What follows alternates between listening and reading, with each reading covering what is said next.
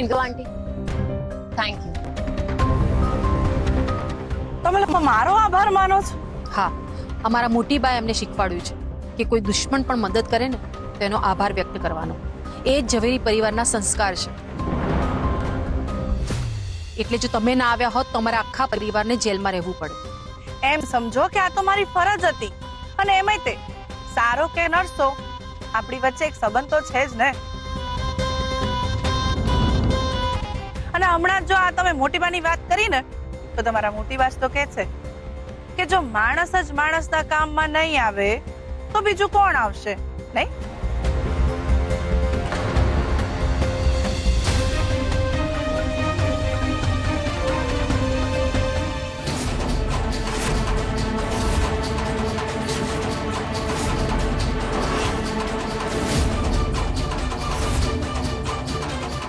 ક્યાં ચાલ્યા?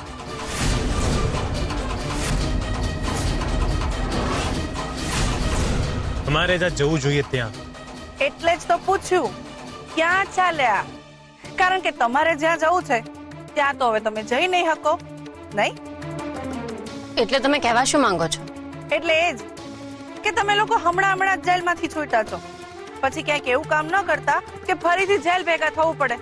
આ તો મેં મારી ફરજ પૂરી કરી, હવે ફરજ નિભાવવાનો વારો તમારો. મેં જામીન કરાવી છે તો કંઈક તો જમા કરવું પડશે ને? શેની ફરજ? અને તમે શું જમા કરાવવાની વાત કરો છો?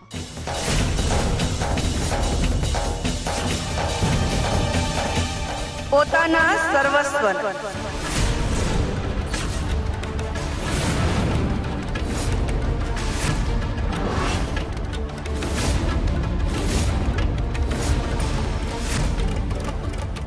અચ્છા, એટલે હવે સમજાયું તમે શું કામ અમને જામીન અપાવ્યા. કારણ કે પોતાના સ્વાર્થ વગર તો તમે કંઈ પણ કરો એવા છો જ નહીં. ઓહ સરગમ, તું મને કેટલી સારી રીતે ઓળખે છે કા? હાલો, હવે આ બધી આડી અવડી વાતોને બાજુ પર મૂકીએ અને મૂળ વાત પર આવીએ. શર્માજી, વકીલ સાહેબ, જરા આ લોકોના અગ્રીમેન્ટ તો દેખાડો.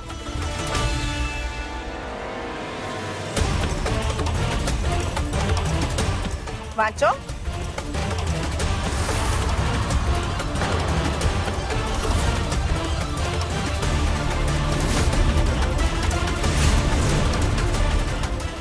આ બધું શું છે? આવું કેવી રીતે પોસિબલ છે?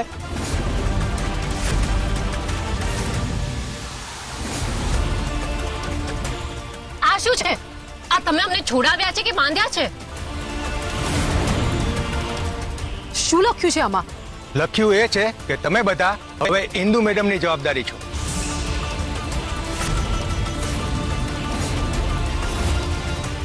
અને તમારે બધાએ ઇન્દુ મેડમ જોડે હવે રહેવાનું છે.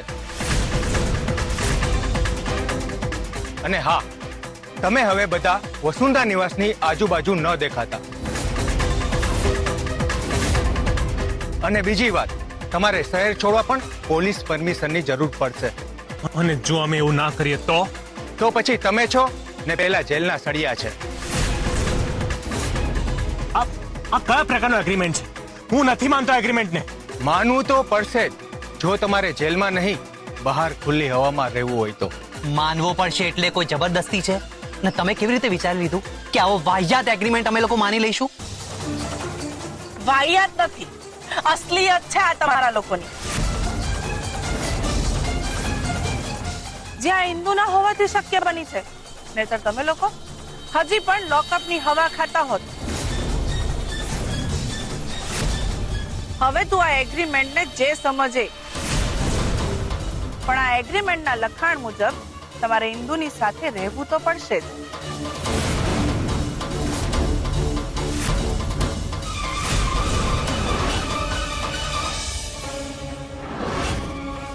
મારું નામ વસુંધરા પરીખ છે. વસુંધરા પરીખ? એ કોણ વળી? તમે મારા મોટી બા છો ને, તો પછી આ બધું શું બોલી રહ્યા છે? આ મોટી બા, આ લોકો એમ કહી રહ્યા છે કે આ ઘર અમારું નથી. તમે કઈક કહો ને. મોટી બા બોલો ને, મોટી બા બોલો. યાદ કરો મોટી બા, તમે મારા મોટી બા છો. મોટી બા, તમે અમને કેવી રીતે ભૂલી જઈ શકો?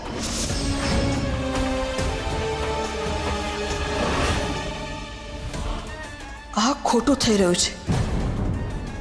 મોટી બાજુ વિચારવા લાગશે તો મારી આ પથારેલી બાજીમાં મારી હાર થશે અને હું એ કોઈ કાળે નહીં થવા દઉં.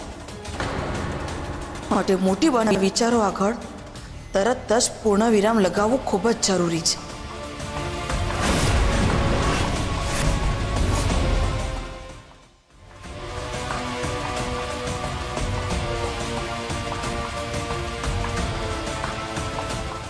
મમ્મીજી,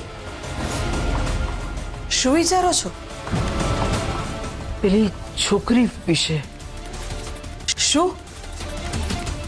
એ છોકરી કહેતી હતી ને કે એ મારી નાની બહુ છે, હું એની મોટી બા છું.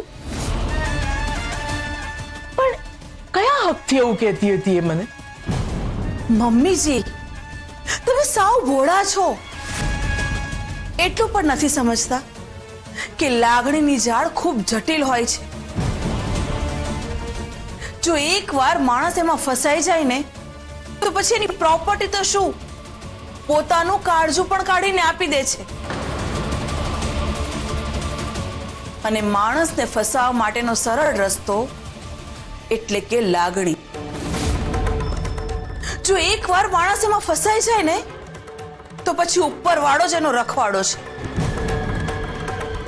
અને એ છોકરીએ બરાબર સમજી વિચારીને મોટી બા અને નાની વહુની ઝાડ ફેંકી છે.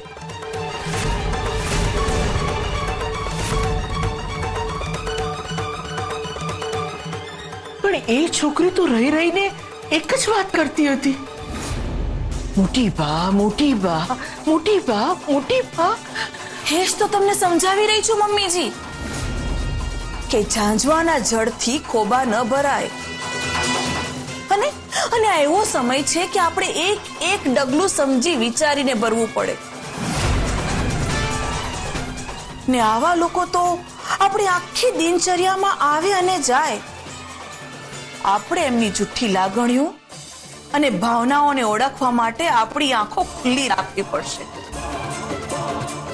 જો એકવાર પણ આપણી આંખ ઝબકે ને તો સમજી લેવું કે જુઠ્ઠા લોકો આપણી ભાવનાઓ પર ભારી પડી શકે છે. તમારી વાત સાચી છે. હું જ ખોટી દિશામાં વિચારવા લાગી હતી. થાય એવું થાય જ્યારે સામેવાળો વ્યક્તિ પ્રેમ અને લાગણીની આટલી સરસ એક્ટિંગ કરે ને તો થાય. પણ હવે તમારે એ જ કરવાનું છે જે હું તમને કહીશ. એક હું જ છું કે તમને આવા જુઠ્ઠા લોકોથી બચાવી શકું છું. હા, તો તમે જે કહેશો હું એમ જ કરીશ.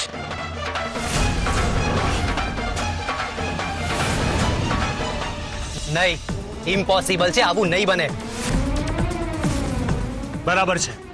હું ચિરાગભાઈ સાથે છું અને એમની વાત સાથે પણ. અમે કોઈના ગુલામ નથી કે અમારે આવા નિયમ માનવા પડે. હું રોડ ઉપર રહી લઈશ, પણ આ એગ્રીમેન્ટનો સ્વીકાર તો નહીં જ કરું. હું તૈયાર છું તમારા ઘરે આવવા.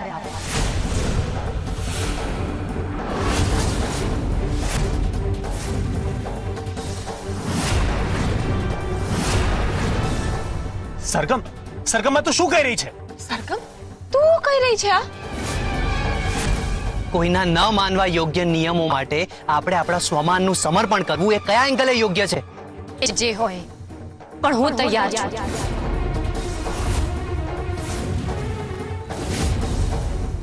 આ સરગમ માની ગઈ, બહુ કહેવાય.